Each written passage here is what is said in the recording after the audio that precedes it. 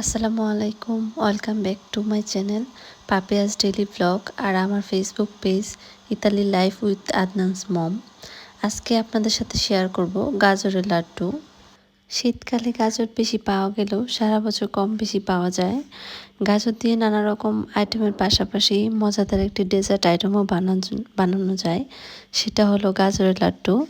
তো চলুন দেখে নেওয়া যাক পুরো প্রস্তুত প্রণালী। তার আগে যারা এখনও আমার চ্যানেলটি সাবস্ক্রাইব করেননি তাদেরকে বলবো প্লিজ সাবস্ক্রাইব মাই চ্যানেল। আর যারা আমার ফেসবুক পেজ থেকে দেখছেন তাদেরকে বলবো আমার পেজটা ফলো দিয়ে দিবেন, তাহলে এরকম আরও মজাদার অনেক আইটেম রেসিপি আপনারা দেখতে পারবেন। আমি এখানে হাফ কেজি গাজর নিয়ে নিলাম, আর আমি এর উপরের খোসাটা ফেলে তারপর পানিতে ভিজিয়ে রাখবো 5 মিনিট। পানিতে ভিজিয়ে রাখলে আমি যখন এটা গ্রেট করব তখন খুব সহজে গ্রেট হয়ে যাবে, তেমন একটা কষ্ট হবে না। তো আমি এখানে 2 টেবিল চামচ ঘি নিলাম, আর হাফ কাপ চিনি, আর 3টা দারচিনি, আর 4টা এলাচ, আর 2টা তেজপাতা নিয়েছি। তারপর আমি একটা ফ্রাই প্যানে ঘি আর দারচিনি, তেজপাতা আর এলাচগুলো দিয়ে তারপর এটার মধ্যে আমি গ্রেট করে রাখা গাজরগুলো দিয়ে দিলাম। আর আমি চুলার আঁচটা রাখবো মিডিয়াম টু হাই, কারণ যদি অল্প আঁচে দিই তাহলে দেখা যাবে কি গাজর থেকে পানি বের হয়ে আসবে, আর পানি বের হয়ে আসলে গাজরটা সিদ্ধ হতে চাবে না। তো আমি এটাতে ভেজে নিব 5 মিনিটের মতো হালকা করে। তো বেশি ভাজা যাবে না, বেশি ভাজলে আবার এটার গ্রানটা অন্যরকম হয়ে যাবে। তো ঘিয়ে যদি আমি এটা ভেজে নিই তাহলে গাজরের যে কাঁচা গ্রানটা থাকে ওটা আর থাকে না। তো তখন খেলে আর বোঝা যায় না যে এটা গাজরের নাকি অন্য কিছু। তো বাসায় অনেক বাচ্চারা থাকে কিংবা অনেকে আছে যারা গাজর খেতে পছন্দ করে না, তাদেরকে এরকমভাবে গাজরের লাড্ডু বানিয়ে দিলে তারা বুঝতে পারবে না, আর বাচ্চারা অনেক মজা করে খাবে। তো আমি এখানে দিয়ে দিলাম হাফ কাপ লিকুইড দুধ। যেহেতু আমি প্যাকেটজাত দুধ দিলাম তো এটা জাল করার দরকার নাই, আর যদি আপনারা গরুর দুধ দেন তাহলে এটা একটু জাল করে নেবেন। তো তারপর দুধটা দিয়ে আমি আর একটু ভাজবো। যদি লিকুইড দুধ না থাকে পাউডার দুধ দিয়েও আপনারা এটা করতে পারবেন। পাউডার দুধ দিলে ওইটা একটু গরম পানিতে দুধটা গুলে তারপর দিয়ে দিলে হবে। তো আমি এটাকে পানিটা একটু টানিয়ে নিব।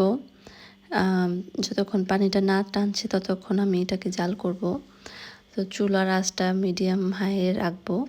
আর আমি একটু লবণ দিয়ে দিব, কারণ আমার কাছে মিষ্টি খাবার একটু লবণ দিলে মনে হয় যে টেস্টটা ব্যালেন্স হয়ে আসে। তো আমার এটা প্রায় হয়ে আসছে। তো আমি এলাচ আর যেই শুকনো মশলাগুলো দিয়েছিলাম ওগুলো তুলে ফেলে দিব, কারণ আমাদের যতটুকু ঘ্রাণ আসার ততটুকু চলে আসছে। তো এই পর্যায়ে আমরা ফেলে দিব, না হয় যখন লাড্ডু বানাবো তখন ফেলা যাবে। কিন্তু যদি এটা না ফেলায় তাহলে এটা আমাদের মুখে লাগবে, তো তখন খেতে ভালো লাগবে না। তো আমার পানিটা যখন টানা হয়ে গেছে তো সে পর্যায়ে আমি দিয়ে দিব বাদাম আর কিশমিশটা আমি কুচি করে কেটে নিয়েছি। তো আমি এটা দিয়ে দিব। আপনারা চাইলে কিশমিশ আর বাদাম এটা স্কিপ করতে পারেন, আমি এটা স্বাদ বাড়ানোর জন্য দিয়েছি। তো আমি এই পর্যায়ে চুলার আঁচটা একদম লোতে রাখবো, না হয় নিচেতে লেগে যাবে। তো তারপর আমি এটা ভালো করে পানিটা টানিয়ে নিব। আমি ভালো করে মিশিয়ে নেওয়ার পর আমি এখানে দিয়ে দিব 1 টেবিল চামচ ঘি। তো শেষের দিকে এরকম ঘি দিলে অনেক সুন্দর একটা ফ্লেভার থাকে এবং খেতেও অনেক মজা লাগে। তো দেখেন আমার গাজরটা ফ্রাই প্যান থেকে উঠে আসছে। তো এরকম পর্যায়ে আমরা গাজরটা নামিয়ে নিব।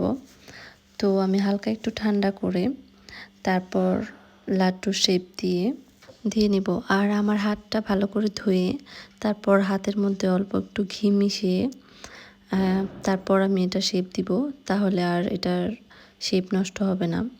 তো দেখেন আমার গাজরের শেপটা কত সুন্দর হয়ে আসছে। তো আপনারাও চাইলে এরকমভাবে গাজরের লাড্ডু বানিয়ে আপনার পরিবারের সদস্যদের খাওয়াতে পারেন এবং যদি ছোট বাচ্চা থাকে তাদেরকেও দিতে পারেন, তাহলে তারা অনেক পছন্দ করবে। গাজরের লাড্ডুর এই মজাদার রেসিপিটি যদি আপনাদের কাছে ভালো লেগে থাকে তাহলে আমার ভিডিওতে একটা লাইক দিবেন, অ্যান্ড কমেন্ট করতে পারেন আর শেয়ার করতে পারেন আপনার বন্ধুদের সাথে।